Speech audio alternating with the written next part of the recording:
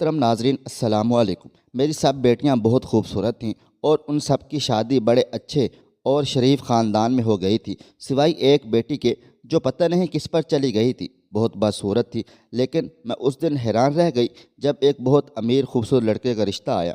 میں نے جلدی سے اس کی شادی کر دی۔ پھر 6 مہینے بعد ایک فقیرنی آئی اور بولی، ایک بار جا کر اپنی بیٹی کو دیکھ لے ورنہ تجھ پر اللہ کا عذاب ہوگا۔ میں ڈر گئی اور جیسے ہی بیٹی کے سسرال گئی تو میری روح کانپ گئی تھی، کیونکہ سارے خاندانی خوبصورتی تو ہمارے خاندان کا ورثہ تھی۔ باپ دادا سے مسلسل چلتے ہوئے یہ خوبصورتی میری ساری اولاد میں منتقل ہو چکی تھی، سوائے صرف ایک ہی اولاد کے۔ اسی نے مجھے کہیں کی بھی منہ دکھانے کے قابل نہیں چھوڑا تھا۔ میں جس خاندان میں بیاہ کر آئی تھی اس کی سب سے بڑی خوبی کہہ لیں کہ وہ بے حد خوبصورت خاندان تھا۔ میرے خاندان میں بھی ایک سے بڑھ کر ایک خوبصورت اور حسین لوگ موجود تھے، لیکن میرے سسرالی رشتہ دار تو جیسے کسی اور ہی دنیا کی مخلوق تھی کہ میرے میاں اور ان کی ساری بہنیں ایک سے بڑھ کر ایک تھیں۔ یہی وجہ تھی کہ میں اپنے خاندان سے اس خاندان میں آ کر ایسے ہی رچ بس گئی تھی کہ کوئی یہ شناخت ہی نہیں کر سکتا تھا کہ میں کسی اور خاندان سے اس خاندان میں آئی ہوں، کیونکہ اس خاندان کو صرف اور صرف خوبصورت بہو ہی چاہیے تھی، خواہ اس میں عقل و شعور کی جتنی بھی کمی ہو۔ جیسے جیسے میری اولاد پیدا ہوتی گئی میں حیران و پریشان تھی کہ ان سب نے اپنے خاندان والوں کے بھی ریکارڈ توڑ ڈالے تھے۔ اللہ تعالیٰ نے مجھے 5 بیٹیوں اور ایک بیٹے سے نوازا تھا۔ 5 بیٹیوں کے بعد ایک بیٹا ہوا، وہ اس قدر حسین تھا کہ شاید ہی میں نے اپنی زندگی میں اتنا حسین لڑکا دیکھا ہوگا۔ میرے سارے بچے ہی شہزادیاں اور شہزادے تھے، لیکن میری آخری اولاد نہ جانے کیوں نظر بھٹو ثابت ہوئی کہ وہ بے حد بدصورت سی۔ حقیقت تو یہی تھی کہ میرا تو اسے اٹھانے یا بلانے کو بھی دل نہیں چاہتا تھا۔ اس کی پرورش بھی میرے ملازمین نے ہی کر دی تھی۔ ایک دفعہ تو وہ بہت چھوٹی سی تھی کہ سیڑھیوں سے گر پڑی، اس کی طرف کسی نے بھی توجہ نہ دی تھی، بلکہ میری باقی اولاد ساری کی ساری اپنی کاموں میں مصروف رہی تھی اور وہ اکیلے ہی کافی دیر تک روتی رہی، چیختی چلاتی رہی۔ جب رو رو کر تھک ہار گئی تو خود ہی اٹھ کر کھڑی ہوئی اور آنسو پونچھتے ہوئے اندر کمرے میں چلی گئی تھی۔ میں یہ سارا کچھ خود اپنی آنکھوں سے دیکھ رہی تھی۔ میرے دل میں ایک دفعہ بھی یہ خیال نہیں آیا کہ میری بچی ہے، اسے بھی میں نے ہی پیدا کیا ہوا ہے تو میں کچھ اس کا بھی خیال کروں، بلکہ میں تو ایک ماں ہوتے ہوئے بھی ایسے انجان بن رہی تھی کہ ذرا بھی اس کی جانب توجہ نہیں دی تھی۔ میری ساس یہ سب کچھ دیکھ رہی تھی۔ انہوں نے ایک دفعہ مجھ سے پوچھا بھی، لیکن میں کون سا ان سے یا کسی اور سے ڈرتی تھی جو ذرا سا بھی پرواہ کرتی۔ وقت گزرتا گیا اور میری ساری اولادیں جوان ہو گئیں اور میری 5 اولادیں تو گویا سونے کے پانی سے دھلی ہوئی تھیں۔ جس محلے میں ہم رہتے تھے وہاں پر کوئی عام سے گھر نہیں بنے ہوئے تھے، بلکہ بہت بڑے اور اچھے گھر موجود تھے۔ ہمارا شمار بھی معاشرے کے معززین میں ہوتا تھا۔ میری بیٹیاں جیسے ہی پڑھائی سے فارغ ہوئیں تو ان کے رشتے آنا شروع ہو گئے اور وہ ایک ایک کر کے ساری کی ساری محلے کے لڑکوں سے بیاہ دی گئی تھیں، سوائے میری چھوٹی بدصورت اولاد کے، اور بیٹا تو ابھی شادی کرنا ہی نہیں چاہتا تھا۔ میری بیٹیاں اپنے گھروں میں راج کر رہی تھیں کہ چھوٹی کی شادی کی فکر مجھے دن رات اندر سے کسی دیمک کی طرح چاٹ رہی تھی۔ کئی دفعہ میں نے اس کے ابا سے بات کی کہ بڑی بیٹیاں تو خاندان میں جا ہی نہیں سکیں، تو اب آپ کوشش کریں کہ اس کا کہیں خاندان میں رشتہ ہی طے ہو جائے۔ ابا میری طرف رحم بھری نظروں سے دیکھتے اور ساتھ ہی اماں جان سے کہتے کہ دعا کر دیا کریں، ویسے بھی حالات بڑے نازک ہیں۔ میں اپنے میاں کی بات سمجھ چکی تھی، اس لیے زیادہ بحث نہیں کی، کیونکہ میں جانتی تھی کہ آج کل لوگوں کے معیار کس قدر اونچے ہو گئے ہیں، ان کے مطالبات کیسے کیسے سر اٹھائے ہوئے ہیں کہ لوگ بیچارے ویسے ہی پریشان رہتے ہیں۔ پھر سب کچھ دیکھا جاتا ہے اور پھر بھی ٹھکرا دیا جاتا ہے۔ لیکن اگر کہیں پہ کوئی ایسی میری اس منحوس بیٹی جیسی اولاد پیدا ہو جائے تو ان کے والدین زندگی بھر تباہ ہو کر ہی رہتی ہے۔ ایک دن میرے محلے کی ایک عورت ہمارے گھر میں آئی اور کہنے لگی کہ اس کے پاس ایک بہت ہی اچھا رشتہ ہے، اگر ہم لوگ کرنا چاہیں تو لڑکا ہے تو معذور، لیکن اس کا باپ اچھا خاصا کما لیتا ہے۔ اگر تم لوگ کرنا چاہو تو میں کل ہی لوگوں کو بلا لیتی ہوں۔ میں بھلا کیوں انکار کرتی؟ میں نے اس رشتے کروانے والی سے کہا۔ ٹھیک ہے، بلا لو۔ اگلے ہی دن وہ لوگ جب ہمارے گھر آ گئے، لڑکا بھی ساتھ تھا۔ بے حد خوبصورت اور حسین لڑکا تھا، سوائے اس بات کے کہ وہ دونوں ٹانگوں سے معذور تھا۔ ہمیں تو لڑکا بڑا ہی پسند آیا، لیکن دل میں وہی ڈر تھا کہ یہ بھی کہیں باقی رشتوں کی طرح انکار کر کے نہ چلے جائے۔ بس پھر وہی ہوا جس کا ڈر تھا۔ جیسے ہی میری بیٹی ان کے سامنے آئی تو وہ غصے میں ایک دم سے بھڑک اٹھا اور نہایت غصے میں کہنے لگا، آپ لوگوں کے پاس ایک یہی لڑکی رہ گئی تھی میری شادی کے لیے۔ بڑی مشکل سے ہم سب نے اسے قابو کیا اور کہا، بیٹا لڑکی بڑی اچھی ہے۔ ابھی تو بات ہمارے منہ ہی میں تھی کہ وہ غصے سے بیساکھیوں کے سہارے چلتا تیزی سے باہر کی طرف نکل گیا تھا۔ اس کے اس رویے پر ہم سب بڑے ہی پریشان ہوئے کہ اگر ایک معذور انسان یہ ظلم کر سکتا ہے تو باقی کیا کریں گے جو بالکل ٹھیک ٹھاک ہوں گے۔ انہی سوچوں سے میرا بلڈ پریشر نے بڑھنا شروع کر دیا اور میں مریضہ بن کر رہ گئی تھی۔ میرے شوہر تو کہنے لگے، اگر شادی نہیں بھی ہوگی تو کیا مسئلہ ہے؟ کچھ لڑکیاں جو کہ خود سے ہی شادی نہیں کرتی، کیا ان کا کوئی مستقبل نہیں ہوتا؟ میں اپنے شوہر کی طرف بھی دیکھتی، لیکن وہ تو اخبار پڑھتے میں اتنا مگن ہوتے تھے کہ میں دوبارہ پھر وہی بات نہیں کرتی تھی۔ ایک دن عدیلہ، میری سب سے بدصورت بیٹی، جس سے میں نفرت بھی انتہا کی کرتی تھی، میرے پاس آئی اور کہنے لگی، میں آگے پڑھنا چاہتی ہوں۔ اور میری ساری بیٹیوں نے بس میٹرک تک ہی پڑھا ہوا تھا، لیکن اس نے تو بی اے بھی کر لیا تھا۔ لیکن اب وہ پھر سے اپنے باپ کے سامنے کھڑی ہوئی تھی کہ مجھے مزید پڑھنے کی اجازت دے دے، لیکن میں نے انہیں مکمل طور پر منع کر دیا تھا اور وہ مایوسی کے عالم میں واپس اپنے کمرے میں چلی گئی تھی۔ آج کل میرے بیٹے پہ لندن جانے کا بھوت بے حد سوار تھا۔ وہ کسی بھی طریقے سے کسی بھی قیمت پر لندن جانا چاہتا تھا۔ ایک دن اپنے بابا جان سے کہنے لگا، میں نے لندن جانا ہے، یہاں کچھ بھی نہیں ہے۔ وہ دادی کا بے حد لاڈلا تھا، اس لیے دادی نے بنا سوچے سمجھے ہی ایک ہی منٹ کے میں اسے اجازت دے دی تھی۔ روپے پیسے کی تو پہلے سے کوئی کمی نہ تھی، تو پھر اس نے براہ راست ہی یہ فرمائش کر ڈالی تھی۔ اس لیے میں نے خوب احتجاج کیا، لیکن میرے احتجاج سے کیا ہوتا؟ اس نے جلدی سے ساری تیاری مکمل کی اور میرا پیارا بیٹا عرفان ایک ہفتے کے اندر اندر ہی لندن چلا گیا تھا۔ میں اس کی جدائی میں بے حد پریشان اور اداس رہنے لگی تھی کہ ایک دن میری طبیعت کچھ بگڑ گئی تو میری چھوٹی بیٹی نے میری بڑی خدمت کی، جس کے عوض بھی میں نے اس کی طرف اپنے دل کو موم ہوتے ہوئے نہیں پایا تھا۔ کچھ دنوں تک میری طبیعت کچھ بہتر ہوئی تو ایک رشتے کروانے والی کو میں نے ایک دفعہ پھر اس کے پیچھے پڑ گئی تھی۔ اس سے کہا کہ اسے کہیں بھی بیاہ دو، کسی فقیر کا ہی رشتہ بھلے لا دو، لیکن میری جان اس سے چھڑوا دو۔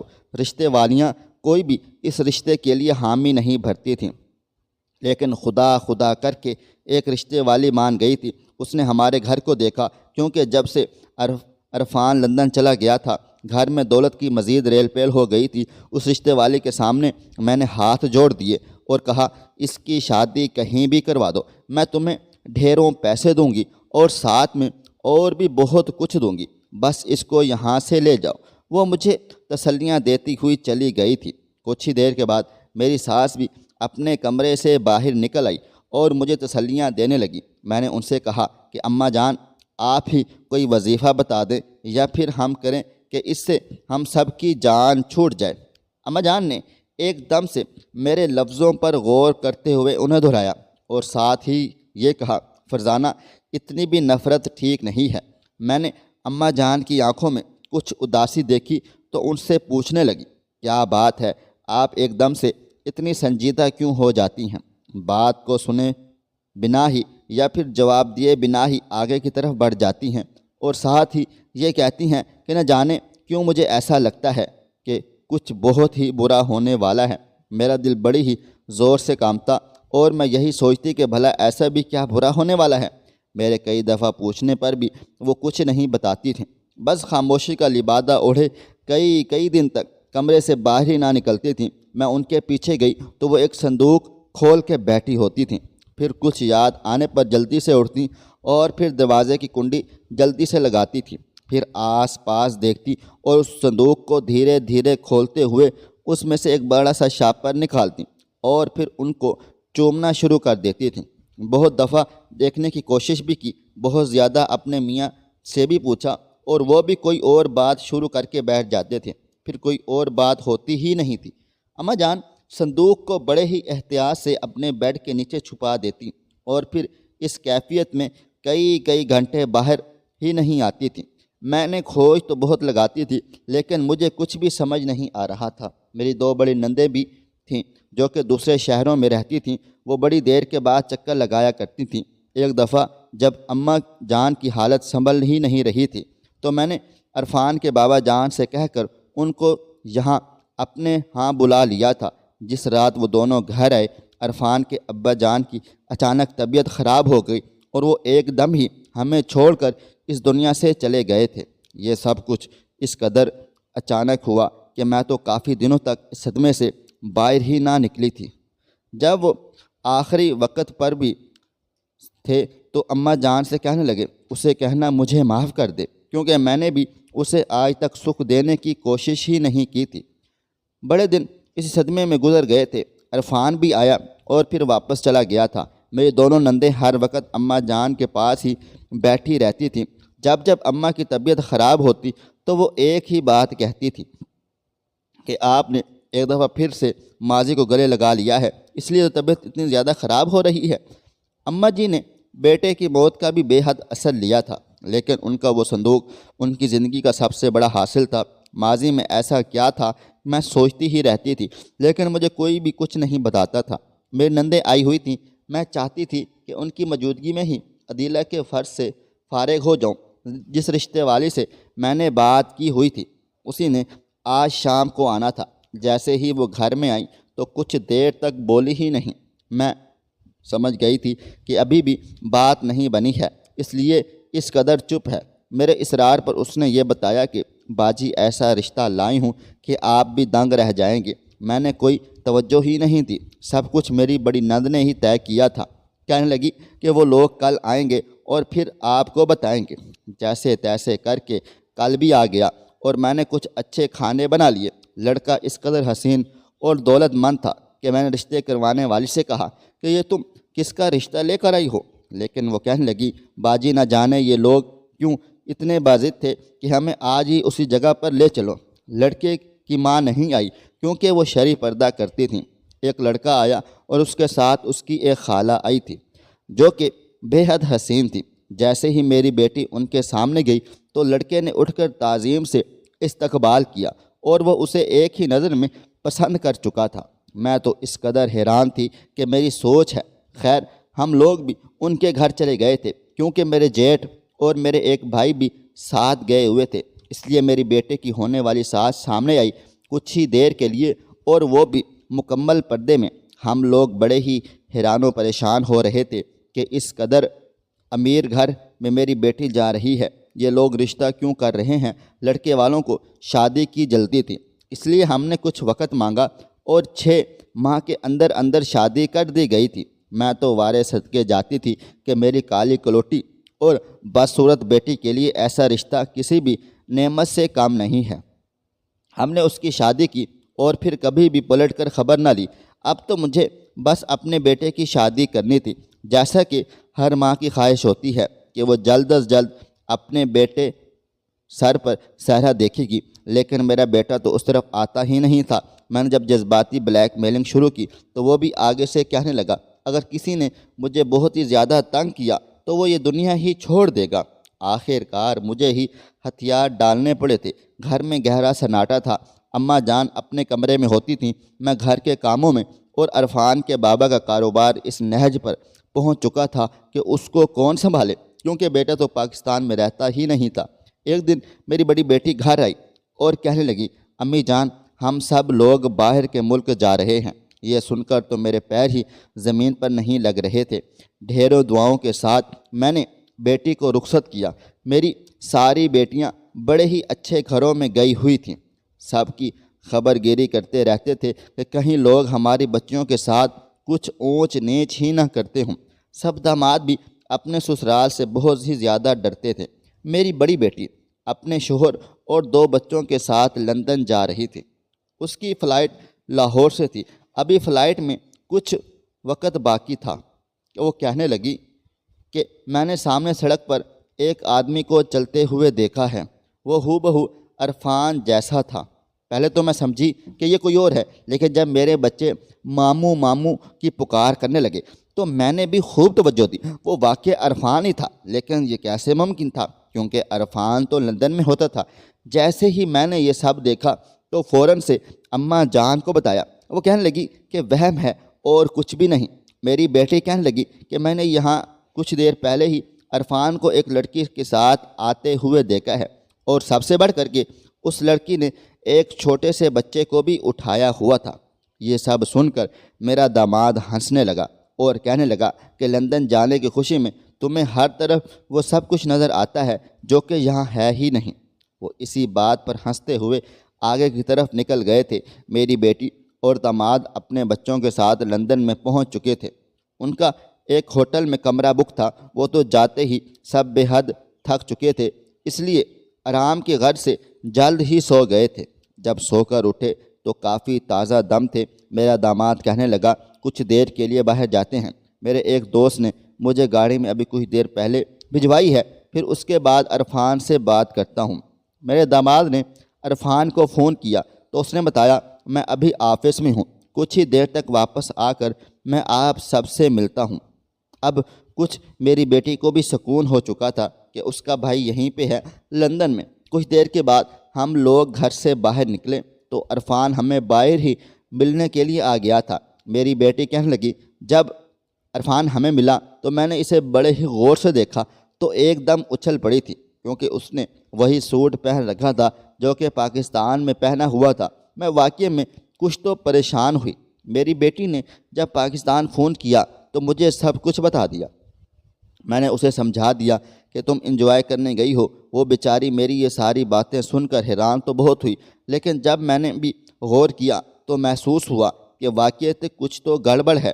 خیر میں نے اپنے ذہن سے ساری باتیں نکال دیں اور کہا میرا بیٹا ایسا کبھی نہیں کر سکتا، وہ میری نافرمانی کرے یا پھر کچھ ایسا ویسا کرے۔ لیکن کچھ ہی دنوں کے بعد میری بیٹی کی کال آ گئی، کہنے لگی اماں جان میں نے عرفان بھائی کو ایک لڑکی کے ساتھ دیکھا ہے، بڑے ہی خوش لگ رہے تھے۔ لیکن اماں جان ان کے ساتھ ایک لڑکی بھی تھی، وہ لڑکی تو ایسی تھی جیسے توے کی پچھلی طرف ہو، اور بھائی اس کے ساتھ اس قدر خوشگپیوں میں مصروف تھے جیسے بیوی ہو۔ ارے کیا پاگل ہو، جانتی تو ہو لندن کا کتنا کھلا ماحول ہے، وہاں یہ لڑکے لڑکی کا میل ملاپ کوئی بری بات نہیں، اور اب تم بھی ایسی سوچوں کو ذہن سے جھٹک دو اور مجھے بھی سکون سے رہنے دو۔ میرے اس بات کا واقعہ اس پر بہت اثر ہو گیا تھا کہ کافی دنوں تک پھر اس کی کوئی ایسی کال نہیں آئی۔ ادھر میں نے بھی شکر ادا کیا، لیکن ایک بات ہمیشہ ہی مجھے تنگ کرتی تھی کہ عرفان شادی کے نام سے اتنا چڑھتا کیوں ہے، کہیں واقعہ کوئی اسے پسند تو نہیں۔ یہی میں سوچتے ہوئے بھاگم بھاگ اماں جان کے کمرے میں گئی، اسے ہی جا کر بات کرتی ہوں۔ لیکن جیسے ہی کمرے میں داخل ہونے لگی میرے قدم وہیں پر تھم گئے تھے۔ تم واپس آ جاؤ، بس ایک دفعہ میرے دل کو کچھ سکون دو۔ 45 سال بیت گئے ہیں تمہاری صورت کو ترستے ہوئے، صرف ایک دفعہ مجھ سے آ ملو، آؤ تو صحیح، بس ایک دفعہ۔ اور ساتھ ہی اماں جان کے آنسو بہتے ہی چلے جا رہے تھے۔ وہ ٹیشو سے بار بار آنکھیں صاف کرتی تھیں۔ یہ سب مجھ سے برداشت ہی نہیں ہوا اور میں جلدی سے کمرے میں گئی۔ جیسے انہوں نے مجھے دیکھا تو فون کو ایک طرف رکھ دیا اور کہنے لگی تم یہاں کیا کر رہی ہو؟ اماں جی آپ کیوں رو رہی ہیں؟ میں نے بے ساختہ ہی پوچھا۔ عرفان یاد آ رہا ہے، کب سے گیا ہوا ہے، پلٹ کر نہیں آ رہا۔ پتہ بھی ہے کہ دادی کس قدر اداس ہو جاتی ہے، پریشان ہو جاتی ہے، رہ بھی نہیں سکتی میں اس کے بنا زیادہ دن، پھر بھی اتنی لاپرواہی ہے اس کی۔ اماں جی میں تو یہی بات کرنے آئی تھی کہ آپ ہی عرفان کو واپس بلائیں اور اسے کچھ سمجھائیں، اب اس کی شادی کر دینی چاہیے۔ ہاں تو مناؤ نا اس کو کہ وہ جلد از جلد واپس آ جائے تاکہ ہم اس کی شادی کر دیں۔ ساری باتیں ایک طرف، لیکن میں عرفان کی وجہ سے واقعی اب بے حد پریشان رہنے لگی تھی۔ خیر سوچا تو یہی ہے کہ ابھی شام کو اسے کال کر کے کہوں گی کہ اب بہت ہو گیا، واپس اپنے ملک میں آ جاؤ۔ لیکن شام کو عرفان کو کال کرنے کی نوبت ہی نہ آئی، کیونکہ شام میں دروازے پر دستک ہوئی۔ گارڈ نے مجھے انٹرکام پر بتایا کہ کوئی بوڑھی سی عورت دروازے پر آئی ہے اور وہ کہتی ہے اس گھر کی سب سے بڑی بہو سے ملنا ہے، کسی اور سے ملنا بھی نہیں۔ بیگم صاحبہ عجیب اسرار سی عورت ہے، اگر کہیں تو میں اندر بھیج دوں۔ میری ساس بھی یہ سب کچھ سن رہی تھی، کہنے لگی کہ ملنے میں کوئی حرج نہیں ہے۔ میں نے اماں جان کی بات مانتے ہوئے گارڈ سے کہا کہ اسے اندر بھیج دو۔ جیسے ہی میری نظر ڈرائنگ روم کے دروازے پر پڑی تو ایک فقیرنی کھڑی تھی۔ میں اسی وقت چیخنے چلانے لگی کہ اسے اندر کیوں بھیج دیا ہے۔ میں جیسے ہی گارڈ کو فون ملانے لگی تو وہ فقیرنی بولی، کہنے لگی کہ خود تو یہاں بڑی ہی عیاشی کی زندگی بسر کر رہی ہو اور بڑی خوش ہو، اپنی بدصورت بیٹی کو ایک اونچے گھرانے اور امیر لڑکی کے ساتھ بیاہ تو دیا، تمہاری ذمہ داری ختم ہو گئی۔ ارے جا کر اپنی اس بیٹی کی خبر لو، وہ کن حالات سے گزر رہی ہے، ورنہ اگر تو نے اب بھی اس کی خبر نہ لی تو تجھ پر اللہ تعالیٰ کا ایسا عذاب نازل ہوگا کہ ساری زندگی معافیاں مانگے گی تو معافی نہیں ملے گی۔ میں یہ سب سن کر حیران و پریشان رہ گئی کہ یہ فقیرنی ہے کون اور میری بیٹی کے سسرال والوں کو کیسے جانتی ہے۔ میں نے اس فقیرنی کو جواب دینے کے لیے ابھی کچھ سوچا ہی تھا کہ وہ ایک دم سے باہر نکل گئی۔ میں اس کے پیچھے ہی لپکی لیکن وہ جا چکی تھی۔ اس کے جاتے ہی گارڈ نے بھی دروازہ بند کر دیا تھا۔ میں گیٹ سے باہر تک جھانک کر دیکھا لیکن وہ نہیں ملی۔ واپس آنے پر اماں اپنے کمرے میں جا چکی تھیں اور میں اکیلی ہی ان سوچوں کے بھنور میں تھی کہ نہ جانے میری بیٹی کس حال میں ہوگی۔ ہم نے بھی تو بڑی جلدی کی تھی نا اس کی شادی کرنے میں، بالکل بھی نہیں سوچا تھا کہ آئندہ کیا ہوگا۔ میں رات ہوتے ہی اماں جان کے لیے کھانا بھجوانے لگی تو میرے دل میں خیال آیا کہ میں خود ہی دے آتی ہوں، ساتھ میں ان سے مشورہ بھی کر لیتی ہوں۔ جیسے ہی میں ان کے کمرے میں جانے لگی تو دروازے کی کنڈی اندر سے لگی ہوئی تھی اور یہ میری زندگی میں پہلی دفعہ ہوا تھا کہ وہ کنڈی لگا کر بیٹھیں۔ اماں کھانا کھا لیں اور پھر دوائی بھی لینی ہے۔ کافی دفعہ کہنے کے بعد بھی اماں جان نے دروازہ نہیں کھولا تھا۔ میں دوسری طرف سے گئی اور کھڑکی سے جھانکا تو یہ دیکھ کر جان ہی نکل گئی تھی کہ وہ اپنے بیڈ کے نیچے سے ایک صندوق نکالنے بیٹھی تھیں۔ ان میں سے کچھ جوڑے نکال کر بار بار دیکھتی، پھر آنکھوں سے لگاتی ہیں۔ ان کے ہاتھ میں ایک تصویر بھی ہے جسے وہ بار بار چومتی ہیں اور اسی تصویر سے بار بار معافی بھی مانگتی ہیں۔ ان کا چہرہ آنسوؤں سے بھر چکا تھا۔ یہ اماں جان کس کو یاد کر کے اتنی شدت سے روتی ہے؟ میرے ذہن میں طرح طرح کے وسوسے آ رہے تھے، سمجھ تو کچھ بھی نہیں آ رہا تھا۔ کافی دیر تک میں ایسے ہی کھڑی رہی لیکن اماں جان نے دروازہ نہیں کھولا تھا۔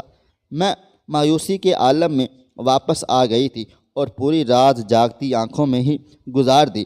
ایک طرف اماں اور دوسری طرف ساری زندگی بیٹی پہ کیے جانے والے ظلم و ستم کی وجہ سے عذاب الہی کا ڈر آج یہ ساری باتیں بڑی ہی شدت سے ستا رہی تھیں۔ جیسے تیسے کر کے رات گزری۔ صبح فجر کے وقت اماں اٹھی ہوئی تھیں۔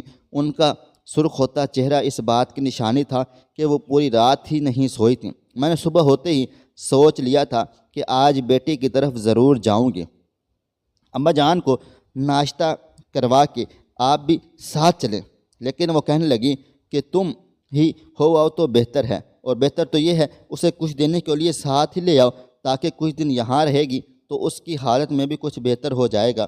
میں اسباب میں سر ہلاتے ہوئے سب کچھ سمجھ رہی تھی کہ اچانک ہی میری ساری بیٹیاں گھر میں داخل ہو رہی تھیں، حتیٰ کہ وہ لندن والی بھی۔ میں بڑی حیران و پریشان ہوئی، یہ ساری ہی کیوں آ رہی ہیں؟ کیونکہ گھر میں تو کوئی ایسا ویسا فنکشن بھی نہیں تھا۔ سارے میرے قریب ہی بیٹھ گئیں اور بڑی بیٹی جو لندن گئی ہوئی تھی وہ تو سب سے زیادہ چہرہ پھلائے ہوئے بیٹھی تھی، پوچھنے پر کچھ نہیں بتا رہی تھی۔ کچھ دیر کے بعد خود ہی کہنے لگی، امی جان، عرفان نے لندن میں شادی کی ہوئی ہے۔ اس نے ہم سب سے یہ بات کیوں چھپائی؟ ہم تو خود کب سے کہہ رہے تھے کہ اس کی شادی کرتے ہیں، لیکن وہ خود ہی یہاں نہیں آتا تھا۔ اب دیکھ لیجئے، وہ ایک ہی سانس میں بولتی چلی جا رہی تھی اور میں بے یقینی کے عالم میں ہی اسے ہی دیکھ رہی تھی۔ میرا ایک ہی بیٹا ہے، یہ کیوں اس قدر اس کے خلاف بولنے لگے ہیں؟ عالیہ، کیا چاہتی ہو میرے بچے سے؟ کیوں الزام تراشیوں سے باز نہیں آ رہی؟ ابھی کل کی رات کو میری اس سے بات ہوئی ہے اور وہ کہہ رہا تھا کہ وہ جلد پاکستان ہمیشہ کے لیے واپس آ رہا ہے اور یہاں اپنے کام سنبھالے گا اور ساتھ ہی پھر شادی کر کے گھر بھی بسائے گا۔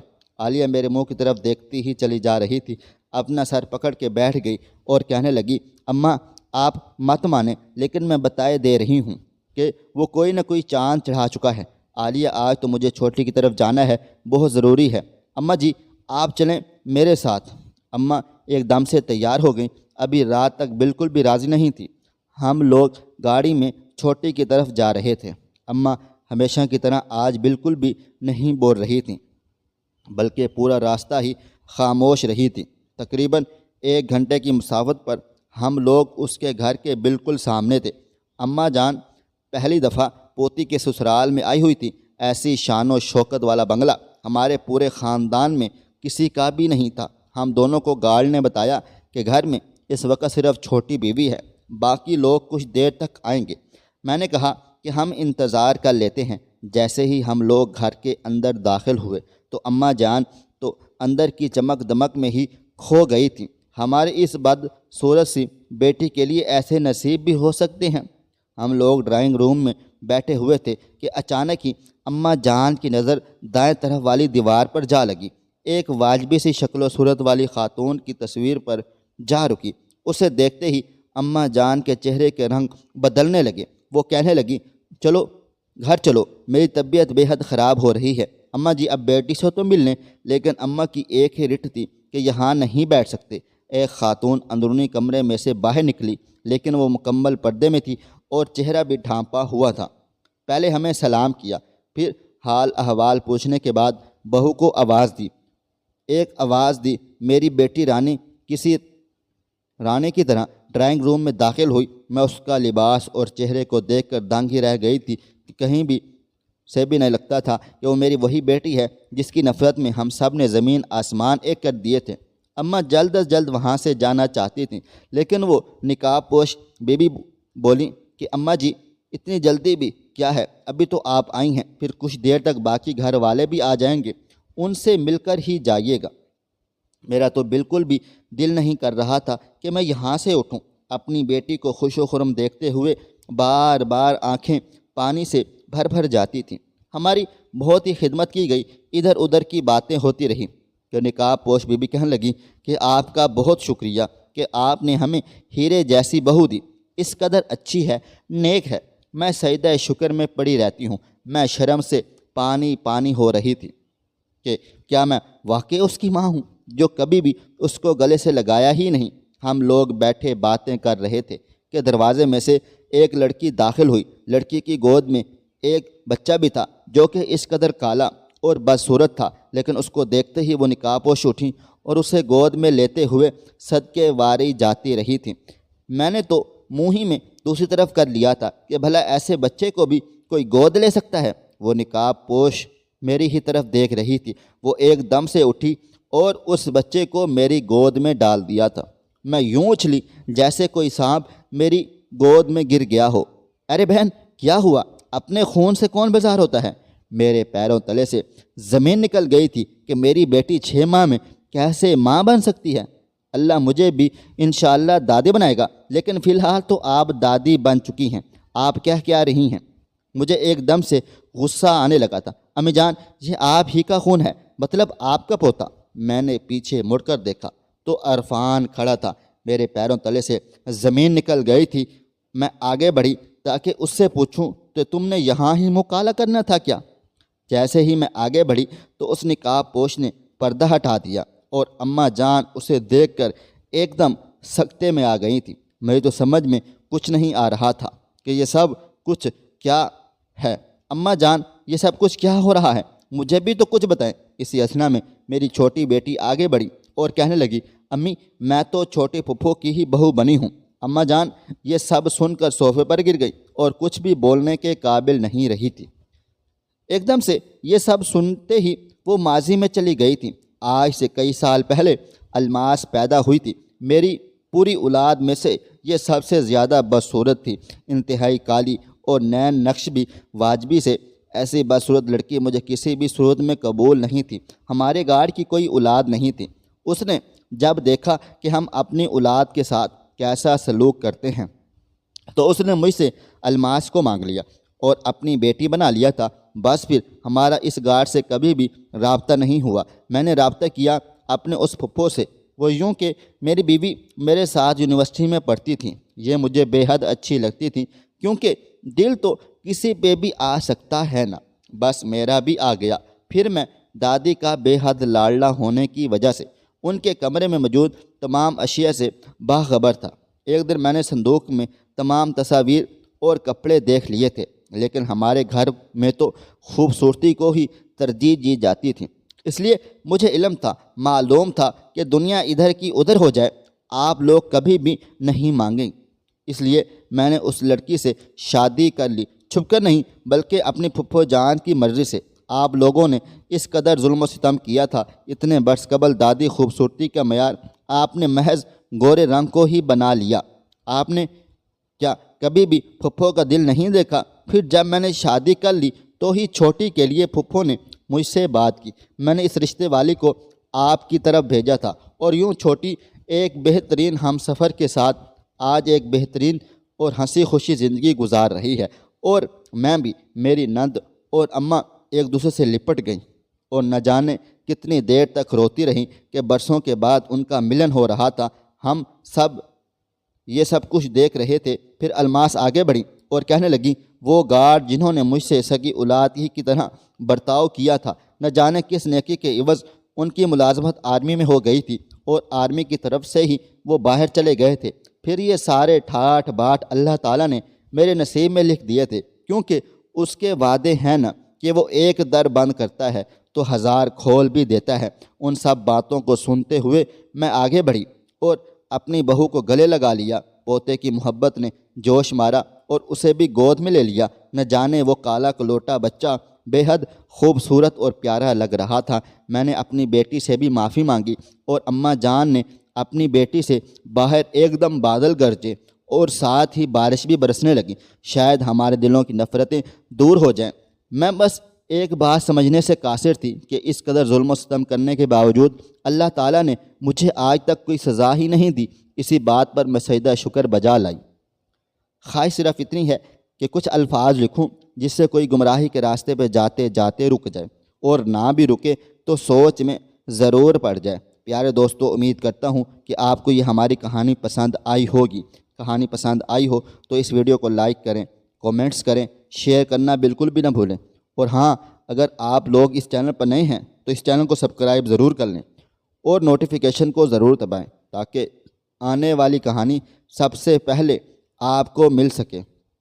ملتے ہیں کل ایک نئی اور دلچسپ کہانی کے ساتھ، تب تک اپنا ڈھیر سارا خیال رکھیے گا۔ اللہ حافظ۔